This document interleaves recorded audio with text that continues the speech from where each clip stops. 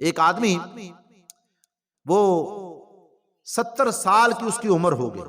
کتنے سال؟ 70 سال.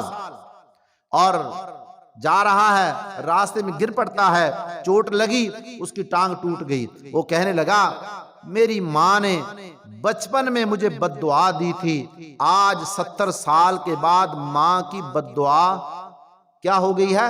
قبول ہوئی ہے. کہنے لگا میں جب چھوٹا تھا نا تو پرندوں کو پکڑتا تھا، ماں میری روکتی تھی، منع کرتی تھی بیٹا ان کو نہ پکڑ، ان کو تنگ نہ کر، ان کو تنگ نہ کر. کہتا میں باز نہیں آتا تھا، میں دوڑتا تھا، کبھی چڑیوں کو پکڑ لیتا، پرندوں کو پکڑ لیتا، لیکن ماں نے بد دعا دی. ماں نے کہا بیٹا اللہ کرے تیری ٹانگ ٹوٹ جائے، اللہ کرے تیری ٹانگ کیا ہو جائے؟ ٹوٹ جائے. تو وہ کہنے لگا 70 سال کے بعد میری ماں کی بد دعا جو ہے ایسی لگی ہے کہ آج میری ٹانگ کہتا ہے ٹوٹی ہے اور چرپائی پہ پڑا ہے.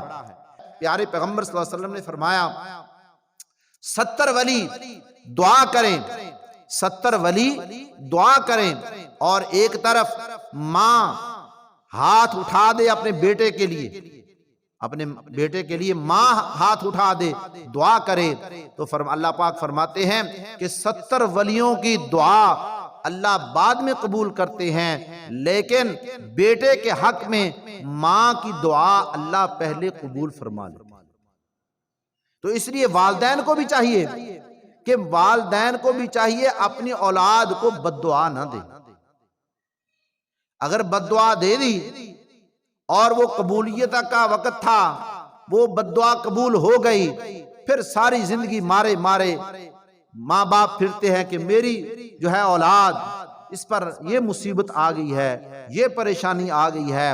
لیکن فرمایا کہ والدین کو بھی چاہیے کہ اپنی اولاد کو بد دعا نہ دیں، بد دعا نہ دیں، کہ جب ماں باپ کی دعا اللہ قبول اسی وقت فرما لیتے ہیں، ایسے ہی بد دعا بھی ماں باپ کی کیا ہو جاتی ہے؟ اولاد کے حق میں وہ قبول ہو جاتی ہے. تو وہ بزرگ کہتے ہیں 70 سال بعد آج ماں کی بد دعا کام کر گئی. جب میں بچہ تھا ماں بد دعا دیتی تھی کہ بیٹا پرندوں کو نہ پکڑ، جب میں باز نہیں آتا تھا کہنے لگے کہ پھر اس نے بد دعا دی ماں نے کہ تیری ٹانگ ٹوٹ جائے. 70 سال کے بعد کہتا ہے کہ میری ماں کی بد دعا آج کام کر گئی، آج 70 سال کے بعد اس بوڑھے کی جو ہے ٹانگ کیا ہو گئی ہے؟ ٹوٹ چکی. تو اس لیے بزرگوں سے دعائیں لینی چاہیے، بڑوں کا ادب کرنا چاہیے، بڑوں کا احترام کرنا چاہیے. میرے اور آپ کے نبی صلی اللہ علیہ وسلم نے فرمایا جو بڑوں کی عزت نہیں کرتا، چھوٹوں پر شفقت نہیں کرتا اور علماء کی قدر نہیں کرتا، آقا نے فرمایا وہ تو میری امت میں سے ہی نہیں ہے. آقا نے فرمایا میرا امتی نہیں ہے وہ کہ جس کے دل میں بڑوں کی عزت نہ ہو، چھوٹوں پر شفقت نہ ہو اور علماء کی قدر نہ ہو. علماء کی قدر کیوں کرنی ہے؟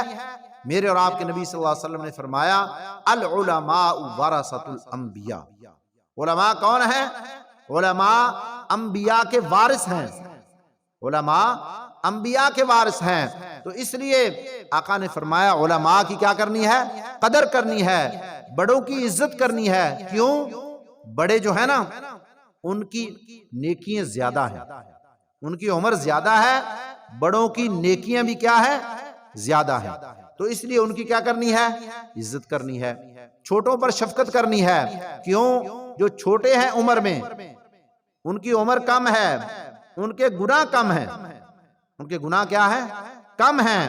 تو اس لیے فرمایا کہ جو چھوٹوں کی پر شفقت نہیں کرتا، بڑوں کی عزت نہیں کرتا، علماء کی قدر نہیں کرتا، میرے اور آپ کے نبی امام الانبیاء محبوب کبریا حضرت محمد الرسول اللہ صلی اللہ علیہ وسلم نے فرمایا وہ تو میری امت میں سے ہی نہیں ہے. تو ہمیں بھی چاہیے ہم بڑوں کی کیا کریں؟ عزت کریں، علماء کی کیا کریں؟ قدر کریں، اور چھوٹوں پر کیا کریں؟ شفقت کریں.